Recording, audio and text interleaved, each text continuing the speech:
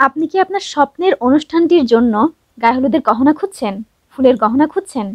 আপনি ভাবছেন আপনার গায়ে হলুদের অনুষ্ঠানটির জন্য আপনি কার কাছে ফুলের গহনা অর্ডার করবেন?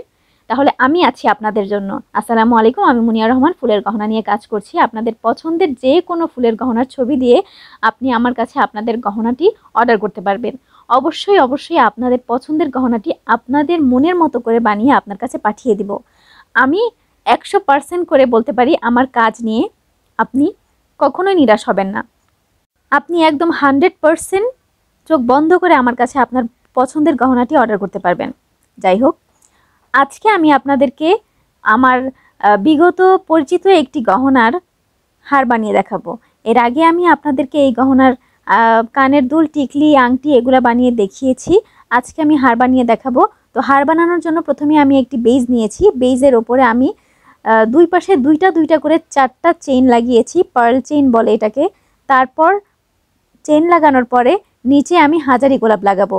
তো প্রথমেই আমি লাল হাজারি গোলাপটা মাঝখানে লাগিয়েছি, তারপর দুই পাশে 2টা হলুদ কালারের হাজারি গোলাপ লাগিয়ে দিয়েছি এবং তারপর চারোদিক দিয়ে বেজের চারোদিক দিয়ে আমি অর্কিড যে সাদা ফুলটা আছে সেটা লাগিয়ে দিব। এক এক করে একদম হাজারি গোলাপের পুরো চারপাশে যে বেজটা আমার আছে, বেজের চারপাশে অর্কিড ফুলগুলো লাগিয়ে দিব এবং মাঝখানেও আমি অর্কিড ফুলগুলো দিয়ে একদম ফিল আপ করে দিব। এমনভাবে ফিল আপ করবো যাতে বেজটা কোনোভাবেই দেখা না যায় আর কাজটা খুবই নিখুঁত হয়, সুন্দর হয়। ফুলগুলোকেই যেন দূর থেকে দেখুক বা কাছ থেকে দেখুক, ফুলগুলোই যেন ফোকাসে পড়ে। আর ফুলগুলো এমন সুন্দরভাবে গুছিয়ে লাগাতে হবে যাতে গহনাটি খুব সুন্দর হয়।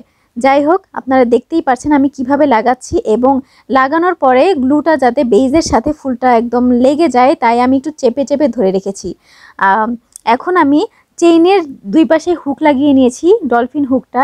এই তো আমার গহনাটা কমপ্লিট হয়ে গেল। আপনারা অবশ্যই জানাবেন আমার গহনাটি কেমন হয়েছে। আসসালামু আলাইকুম, আল্লাহ হাফেজ।